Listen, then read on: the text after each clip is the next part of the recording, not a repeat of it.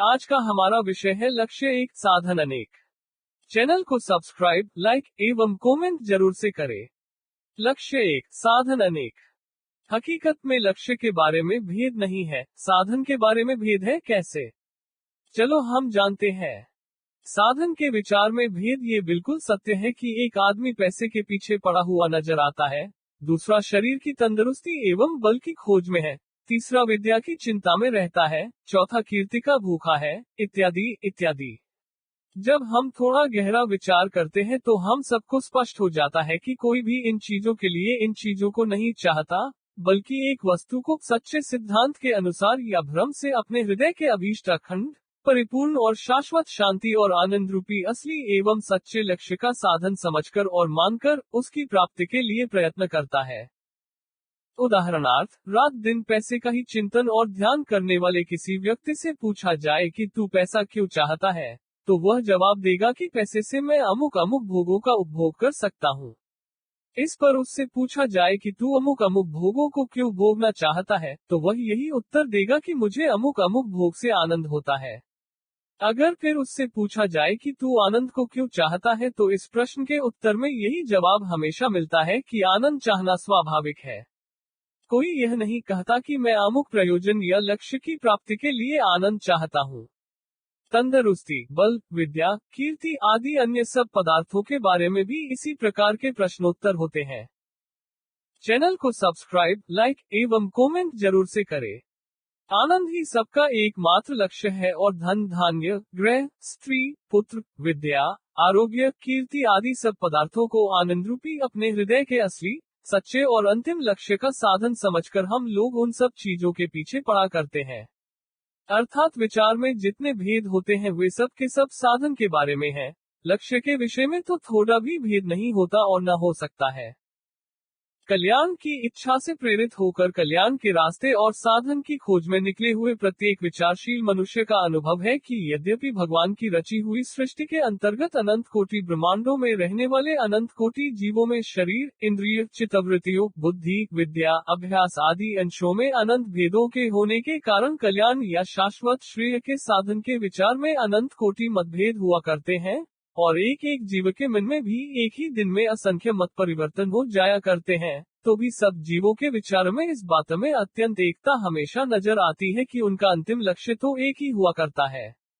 वो ये है कि हमें सब स्थानों में, सब समयों में, सब अवस्थाओं में और सब प्रकार से सुख शांति मिलती रहे और हम उन्नति ही होती रहे।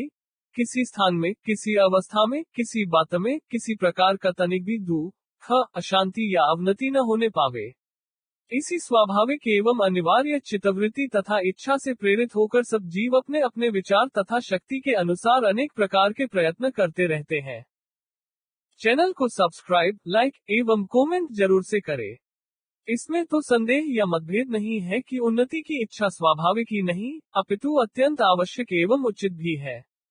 क्योंकि उन्नति की इच्छा तथा उसके साधन का विचार और उसे प्राप्त करने का उद्योग करना, यही हर एक जीव के जीवन का मुख्य एवं असंदिग्ध चिन्ह है।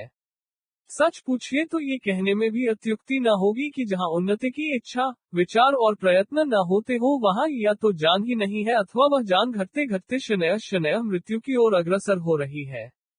अर्थात ऐसा जीव कहने को जीवित होते हुए भी यथार्थ में मुर्दा ही है।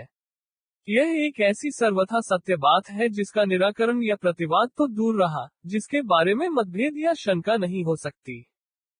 अब हम उन्नति का सच्चा अर्थ समझते हैं, परंतु साथ ही साथ उन्नति के विचार और प्रयत्न में इसलिए कठिनाई होती है कि हम लोग सच्चे दिल से अपने कल्याण और उन्नति को चाहते हुए भी किसी तत्व का भलीभांति विचार नहीं करते और उन्नति के यथार्थ को न समझकर भ्रम में पड़ जाते हैं, बल्कि अपनी उन्नति की इच्छा से जो कुछ करते हैं उसी से अवनति के मार्ग में पहुंचकर स्वयं अपने ही अपराधों से अनेक नए नए दुखों को भोगते हुए लाचार होकर पश्चात्ताप से बारंबार संतप्त होते रहते हैं। इसलिए इस बात की अत्यंत आवश्यकता होती है कि पहले हम अपने असली और सच्चे लक्ष्य का पता लगाकर उसके बाद साधन या रास्ते के विचार में उतरे। चैनल को सब्सक्राइब, लाइक एवं कमेंट जरूर से करें। अब हम लक्ष्य और साधन का क्रम समझते हैं। लौकिक कार्यों में भी तो यही क्रम होता है कि पहले हम अपने प्राप्तव्य स्थान, गोल या डेस्टिनेशन का संकल्प या निश्चय कर लेते हैं और तत्पश्चात रास्ते के बारे में जिज्ञासा करने लगते हैं। यदि अनेक रास्ते हो तो उनमें से कौन सा रास्ता सबसे नजदीक है, कौन सा सबसे शीघ्र पहुंचाने वाला है, कौन सा सबसे सस्ता है और किसमें सबसे अधिक आराम है, इस बात का निश्चय करते हैं। किंतु बड़े खेद की बात है कि इन छोटी छोटी यात्राओं में भी इसी क्रम से काम करते हुए और अपनी बुद्धिमत्ता, होशियारी और चालाकी पर अत्यंत प्रसन्न होते हुए भी अपने जीवन रूपी इस बड़ी सांसारिक यात्रा के विषय में, जिस पर हमारे इसी जन्म के नहीं अपितु संभवतः हजारों जन्मों के सुख दुख निर्भर करते हैं, हम लोग अपने महान उत्तरदायित्व का तनिक भी ख्याल न करके इतनी विचार शून्यता दिखाया करते हैं कि हम इस प्रारंभिक बात को भी नहीं सोचते कि हमारी इस जीवन रूपी लंबी यात्रा का लक्ष्य क्या है। यात्रा तो शुरू हो चुकी है और हम अपने लक्ष्य की दिशा को भी न जानते हुए, यात्रा में बहुत दूर निकल जाने के बाद भी लक्ष्य का विचार न करके रास्ते में मिलने वाले प्रत्येक व्यक्ति से पूछते रहते हैं कि हमें किस मार्ग से चलना चाहिए, अथवा केवल चर्चा मात्र करते रहते हैं कि अमुक मार्ग ही अच्छा है, अमुक नहीं, इत्यादि। इससे बढ़कर अथवा इसके समान भी उपहास की बात और क्या हो सकती है कि स्वयं हम ही न जाने कि हमें कहाँ जाना है। यही नहीं, हम औरों के साथ चर्चा भी करते रहें कि कौन सा रास्ता अच्छा है, इत्यादि। परंतु इसका परिणाम क्या होता है? जब स्वयं हम ही नहीं जानते कि हमें कहाँ जाना है और इसीलिए अपने लक्ष्य का निर्देश न करते हुए हर एक व्यक्ति से अपने मार्ग या साधन के बारे में प्रश्न करते या सलाह मांगते चलते हैं, तब इसका यही परिणाम स्वाभाविक, उचित एवं अनिवार्य भी है कि जिससे सलाह मांगी जाती है वो हमारे भीतर के लक्ष्य को न जानते हुए और कदाचित अपने अंदर के लक्ष्य का भी विचार न करते हुए उसी क्षण उसके मन में जो मार्ग अच्छा या हितकर लगेगा उसी को बता सकेगा और बताने को विवश होगा। अतः हमें सबसे पहले अपने असली और सच्चे लक्ष्य का पता लगाना होगा। लक्ष्य का निश्चय हो जाने के बाद साधन का विचार अपने आप उपस्थित होगा। इसलिए आरंभ में इसी बात का उपोद्घात रूप से विचार किया जाता है कि मनुष्य जाति का असली लक्ष्य क्या है। चैनल को सब्सक्राइब, लाइक एवं कमेंट जरूर से करें। एक मनुष्य के मन में भी एक ही दिन में और एक क्षण में बहुत सी इच्छाएं उत्पन्न होती रहती हैं और उनमें बारंबार परिवर्तन भी हुआ करते हैं। अतः एक ही व्यक्ति के हृदय का भी एक ही निश्चित और नियत लक्ष्य नहीं होता। ऐसी हालत में हजारों प्रकार के और अत्यंत विभिन्न विचारों के मनुष्यों का एक ही लक्ष्य कैसे हो सकता है? इस प्रश्न का उत्तर यह है कि जब एक मनुष्य के विचारों और इच्छाओं में भी विपुल भेद हो जाया करते हैं तब अनंत कोटि मनुष्यों के विचारों में अनंत भेदों का होना संभव है। ऐसी दशा में सबके मन में एक ही इच्छा या लक्ष्य का होना असंभव सा ज्ञात होता है।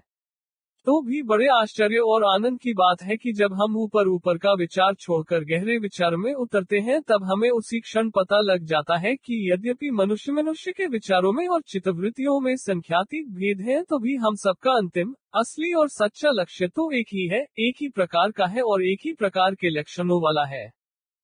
आनंद ही सबका एकमात्र लक्ष्य है और धन, धान्य, गृह, स्त्री, पुत्र, विद्या, आरोग्य, कीर्ति आदि सब पदार्थों को आनंद रूपी अपने हृदय के असली, सच्चे और अंतिम लक्ष्य का साधन समझकर हम लोग उन सब चीजों के पीछे पड़ा करते हैं। अर्थात विचार में जितने भेद होते हैं वे सब के सब साधन के बारे में हैं। लक्ष्य के विषय में तो थोड़ा भी भेद नहीं होता और न हो सकता है। मतलब हम सबका एकमात्र लक्ष्य है आनंद।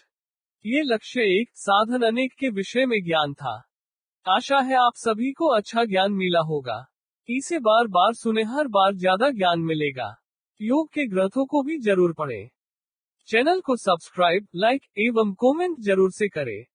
अच्छे योग शिक्षक का संपर्क करके योग अभ्यास भी जरूर से करें।